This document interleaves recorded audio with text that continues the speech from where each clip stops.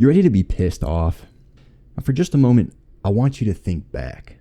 Okay, think way, way back to your middle school days. Maybe not so far back for some of you youngsters.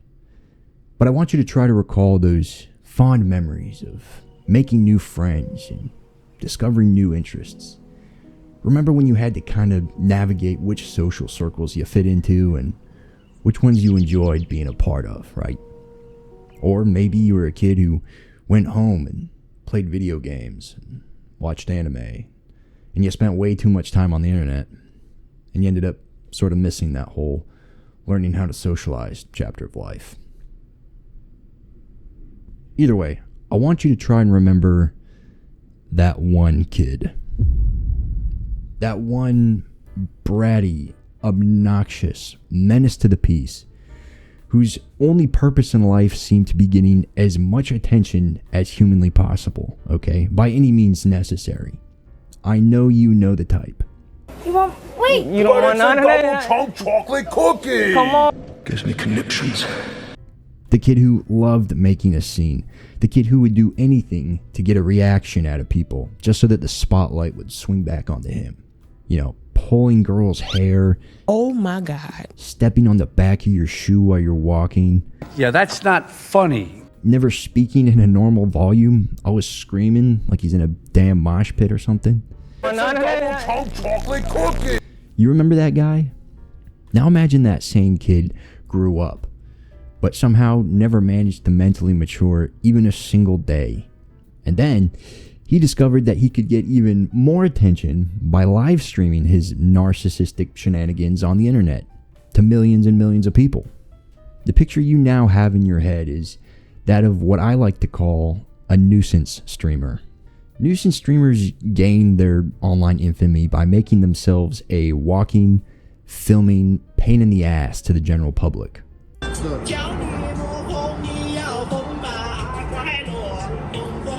Yo, God, I'm so sorry. And unfortunately, many people do actually tune in to witness the flaming dumpster fire that is these streamers' lives. So sit back, relax, and let's take a look at a few of the most notable of these depraved adult children. And if you stick around, then maybe, just maybe, we might get a taste of that sweet, sweet schadenfreude. Disclaimer, do not IRL, bully, harass, or curb stomp any persons mentioned in this video. This video's intended purpose is to educate and entertain only.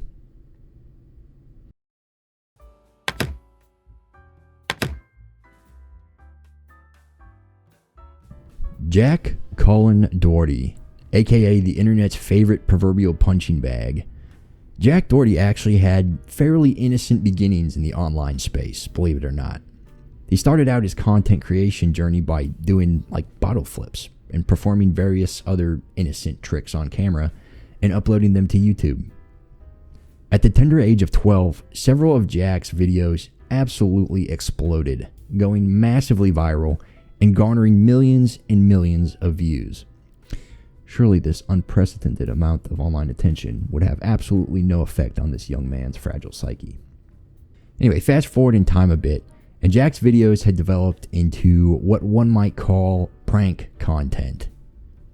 During this arc, his go-to antics involved activities like faking public intoxication, harassing various business employees, and even heckling cops. His favorite stunt was goading strangers into confrontation and then hiding behind the skirt of a large bodyguard in order to avoid getting folded like a cheap lawn chair. What? Little prop, what you gonna do? What you gonna do, little prop? Yeah. Yeah. Send him 2-3 years Dagestan and forget. I mean, it doesn't get much more pathetic than that, right? Pro knows he is not winning a fair fight. He's got to pay frickin' Michelle Obama over here to step in for him. Frickin' pussy boy. Unfortunately, Jack's actions were rewarded by a pretty substantial following. And between the money he made from his online content and various other businesses... Notice that you manage girls. Is that true or no? Yeah. And managing in their OnlyFans? Yeah. It seemed like what he was doing was working out for him, monetarily at least. Now, Jack Doherty's content continued to devolve as time went by, and his on-camera buffoonery quickly became more and more degenerate, and eventually even dangerous. There are so many examples of this guy putting others in peril and then using it for content. So let's just do a little lightning round here, and I'll let the clips speak for themselves. Crashing his McLaren with his cameraman inside. I'm most likely going to crash this car. Holy no! Getting into a fist fight with the kick streamer Neon. No! Getting his security guards into physical confrontations multiple times. I'm just saying, y'all say you just walk. Then walk. Oh! Leaving his girlfriend unprotected at a takeover. If you know, you know. Not a good thing to do. He's saying, give me all your money, get everything. Your gloves are mask. Probably shouldn't have been there in the first place. So a few days ago, on June 20th, 2026, Jack posted this tweet. What streamer owns a better crib than me at 22? And the comments are pretty telling as to what people think of this guy now.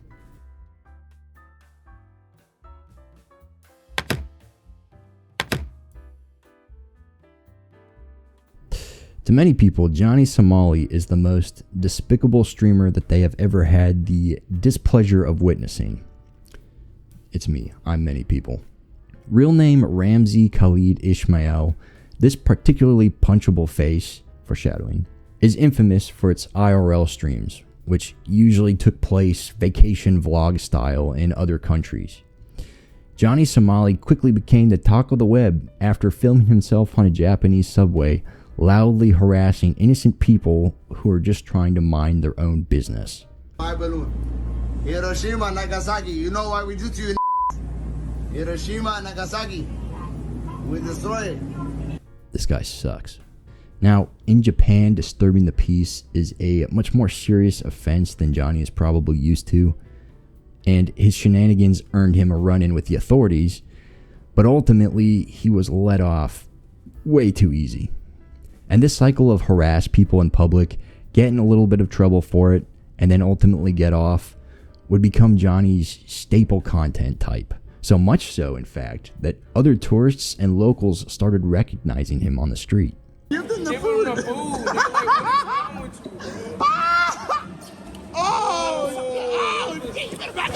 In one clip, Johnny and his boy get absolutely rocked by a dude who had finally had enough of their BS. I really wanted to show the footage of this clip, but if I do, YouTube will slap my pee-pee. So go and find the clip elsewhere and watch it. I promise it's worth it. It is medicine for the soul to watch Johnny Somali get clocked.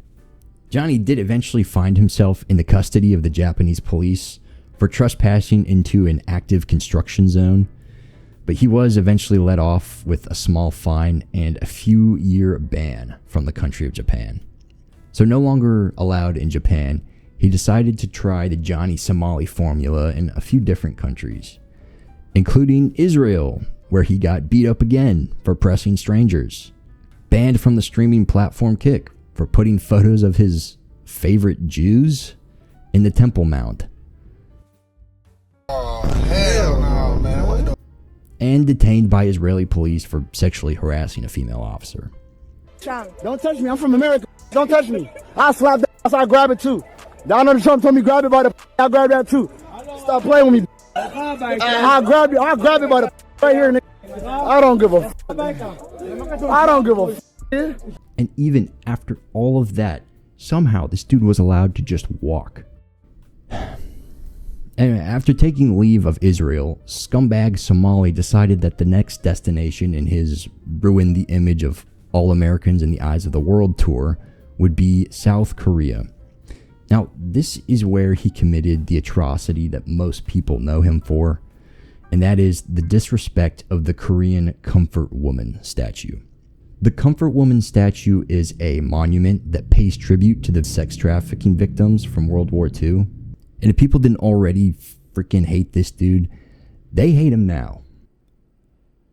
Ooh, this is going to be hard to watch. Oh my gosh. No way.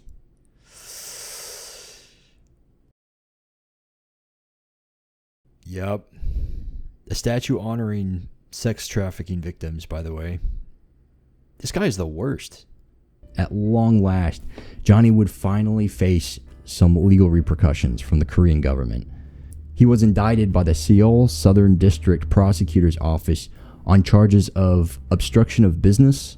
He also had some charges brought against him in relation to some explicit deepfakes that he had supposedly made of another Korean streamer, which is a big no-no in South Korea.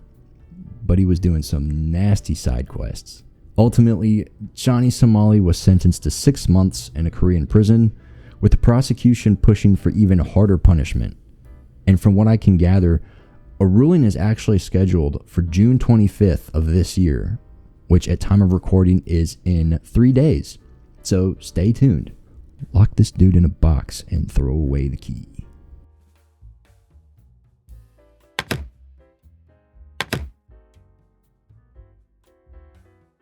Nina Lynn is a name that's been making the rounds in the news lately for some monkey business at a certain Knicks game in NYC. But before she frequented the roofs of Amazon delivery cars, Nina was but a humble TikTok personality who live streamed her daily life to her many adoring fans. Early on, her content was harmless enough, mostly consisting of dancing, makeup, and DIY flamethrowers. This is what I call the eggplant roaster 3000. Eventually, Nina discovered that she could get more views on her content by pulling stunts like riding on the back of moving garbage trucks and sneaking into the Met Gala. Hey, sweetie. Her first real controversy came in May of 2024 during a Twitch stream collaboration with FaZe Silky. During the stream, Nina, along with another female streamer called Zoe Spencer, physically carried off FaZe Silky's assistant and performed suggestive actions on him, such as twerking and backing up on him. The assistant, called Saeed, seemed to be going along with it at first, but people later noted that as the stream went on, he became visibly uncomfortable. Now, as far as I know, nothing explicit actually took place, but still not a great look.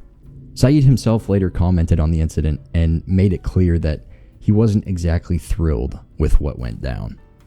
After her first controversy, Nina discovered that antagonistic content was actually a way to get more people to watch her streams. Her conduct clearly took a turn for the worst, and she once again found herself in a bit of hot water for touching another dude without consent. This horny bitch. This time, her victim was a large Twitch streamer called Disguised Toast. So Toast does not know that Nina is about to put hands on him. Oh, yep. Yeah, you can't do that. You're not supposed to do that without asking first. Oh, yeah, don't touch the... Oh, hey. My goodness, she was really in there. Yeah, she is lucky that Toast is a gentleman and decided not to press charges. I don't think double fisting cheeks without consent is looked upon favorably in a court of law. For her crimes, she received nothing more than a 7-day ban from Twitch. After a few more public disturbances and some alleged shoplifting, Just here. If it don't scan, it's free, right? No. You got it. I got these from Target too, guys. Look, guess how much I paid? $3.99. we finally arrive at the climax of Nina's Nuisance streaming career. The Knicks game incident. On June 13th of this year, Nina Lynn was arrested by the New York Police Department near Madison Square Garden after climbing on top of an Amazon delivery vehicle while celebrating the New York Knicks NBA championship win. This event was fully caught on camera, and it resulted in a permanent Twitch ban for Nina Lynn. Justice. Forgot them! Now, I have this theory that people who become nuisance streamers have never had to work like a customer service job, and that's why they are the way that they are. See, normal people like you and me know or can at least imagine how off-putting it is to have some rambunctious brat with a camera act up in public.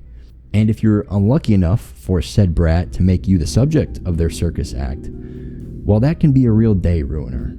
This flavor of streamer seems to be missing whatever part of humanity causes us to take other people's feelings and comfort into consideration. Just be decent and polite around others, okay? It's free.